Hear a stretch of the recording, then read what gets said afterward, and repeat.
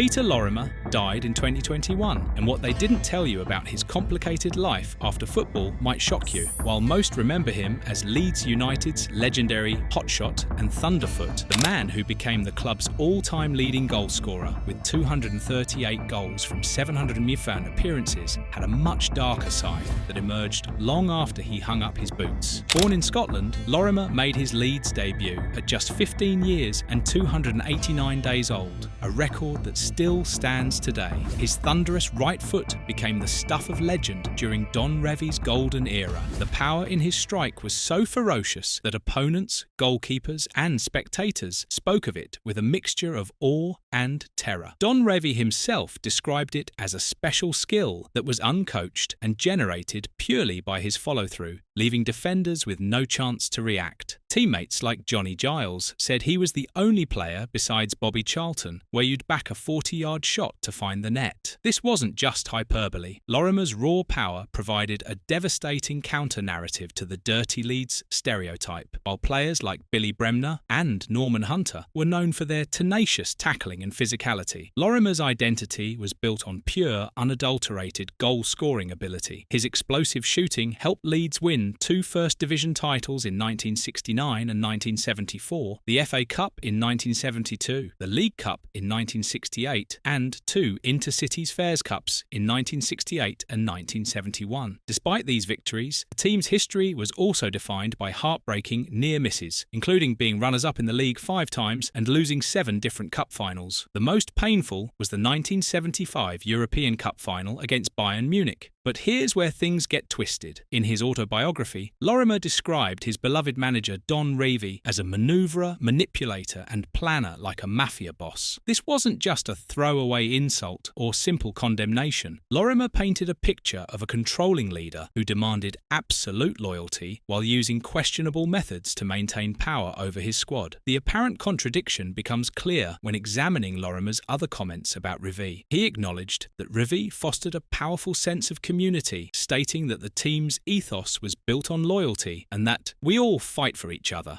Revie's man management extended beyond the pitch, building familial bonds by involving players' families and checking on them personally. The term mafia boss, therefore, wasn't an insult, but a precise description of a leader who built fierce, almost unshakable loyalty among his inner circle, while operating with a level of control and secrecy that outsiders found uncomfortable. Revie created what Lorimer called a family atmosphere, where players would genuinely sacrifice for one another. Yet this same manager used methods that even Lorimer found excessive. Revie posted spies in pubs to monitor his players and created detailed dossiers on opponents that sometimes bred too much respect for teams that were actually inferior to the dominant Leeds side. Lorimer found these dossiers useful for preparing against unknown foreign teams in Europe, but felt they could create a nervous environment when applied domestically. If you're finding this story as fascinating as we are, make sure to hit that like button and subscribe for more untold football stories that will change how you see the beautiful game. The Mafia Boss label wasn't condemnation, but recognition of a master tactician who built an us-against-the-world mentality. This approach was pivotal to the team's success, but also contributed to their reputation for being dirty and cynical. Revie demanded absolute loyalty and fostered an environment where his players felt constantly under siege from external criticism. This loyalty remained intact even years later.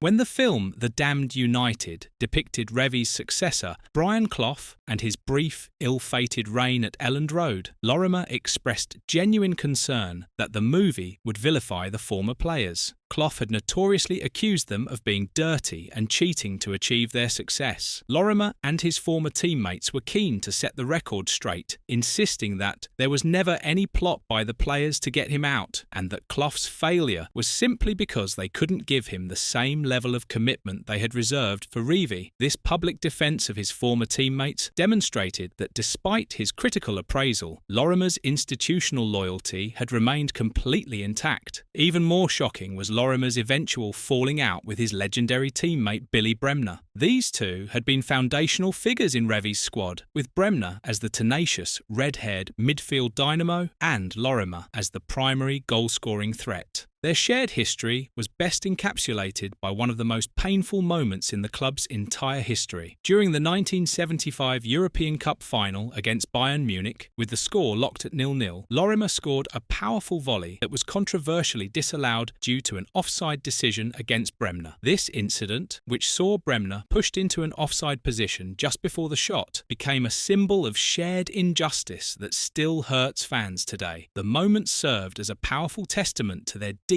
on-field connection. Yet their relationship fractured completely when their playing days at Leeds were coming to an end. The research reveals that Lorimer had already criticised Bremner for applying for the manager's job, believing it had the potential to divide the dressing room by pitting Bremner against another team legend, Johnny Giles. This pre-existing professional tension set the stage for their eventual schism. When Bremner finally took charge as Leeds manager in 1985, his actions were swift, decisive, and utterly ruthless. He had developed a clear vision of how he wanted to rebuild the team and immediately began to dismantle the young, delicate, and skilled team favoured by previous manager Eddie Gray. Bremner wanted to replace them with robust, hard-working players of his own choosing. He simply told Lorimer, "I want you out of the club," without providing any explanation or reasoning. This comment wasn't random personal spite, but the definitive, uncompromising culmination of a professional and philosophical split. For Bremner, removing a senior player who had previously been critical was necessary to assert his authority and build a new team free from the Revie era's shadow. However, the most damaging and divisive controversy came during Lorimer's post-playing career as a board director and public figure at Leeds United. In the wake of a crippling financial crisis that had left the club with massive debts and teetering on the brink of complete extinction, Ken Bates, a former Chelsea chairman, took control of the club in January 2005. Bates was already a deeply unpopular and controversial figure among Leeds fans due to his past rivalry with the club during his time at Chelsea and his well-established reputation for contentious financial dealings. The supporters viewed him with immediate suspicion and outright hostility. Lorimer's decision to remain as a director and publicly support Bates created the biggest backlash of his entire life. Writing in the Yorkshire Evening Post, he publicly backed the takeover, calling Bates the right man to lead the club forward. He attributed the club's near demise entirely to the previous chairman, Peter Ridsdale, who had gambled recklessly on ridiculously high wages, and spending that just wasn't sustainable. From Lorimer's institutional perspective, this support made complete logical sense. His role was to serve as the fans' representative on the board, and his position was one of pure practicality and survival. The club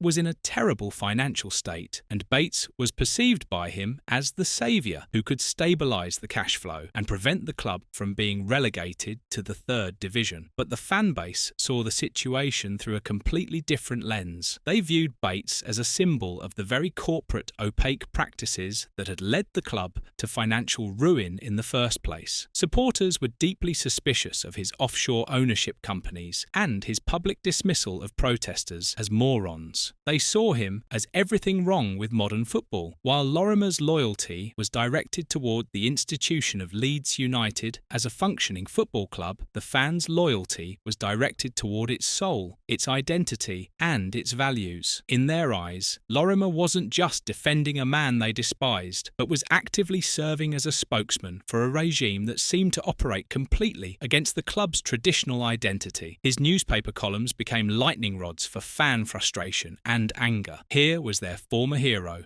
a man who had scored the goals that created their greatest memories, now defending the new, unpopular corporate ownership structure. This fundamental conflict represented a clash between institutional and emotional loyalty. The timeline of events tells the complete story. In January 2005, when Bates bought the club for £10 million with Leeds facing administration and possible extinction, Lorimer publicly backed him completely. When the Football League imposed a 15-point deduction in August 2007 for violating league rules, Lorimer remained optimistic about rebuilding while acknowledging that fans were entitled to anger. Between 2010 and 2012, when Bates bought the club again as sole owner and called protesting fans morons, Lorimer continued defending the administration through his columns. When Lorimer died in March 2021 at the age of 74, a cinematic tribute noted the tragic silence from the wider football world and questioned why a figure of his stature didn't have a statue or receive more widespread recognition. This muted response wasn't random, but represented a direct consequence of the controversies that had followed his playing career. What do you think about Peter Lorimer's complicated legacy? Was his institutional loyalty admirable or misguided? Share your thoughts in the comments below, and don't forget to subscribe for more stories that reveal the complex truth behind football's biggest legends. The man who once terrorised goalkeepers across Europe with his thunderous right foot had become a lightning rod for institutional power struggles that alienated the very supporters who had celebrated his record-breaking 238 goals. His post-football life, spent as a director and newspaper columnist, placed him at the heart of conflicts that transformed him from universal hero to divisive figure. His legacy became a complex tapestry of on-field brilliance and off-field controversy, demonstrating how the same profound loyalty that made him a hero on the pitch ultimately made him a target for fan dissatisfaction away from it. The same unwavering dedication to Leeds United that had driven him to become their greatest ever goalscorer also led him to defend decisions and people that many supporters couldn't forgive. Ultimately, Lorimer's story serves as a powerful reminder that the same qualities that forged legends can also lead to their downfall. His unwavering dedication to Leeds United as an institution never wavered throughout his life, but the expression of that loyalty in his later years created divisions that overshadowed his remarkable playing achievements and complicated his place in football history forever.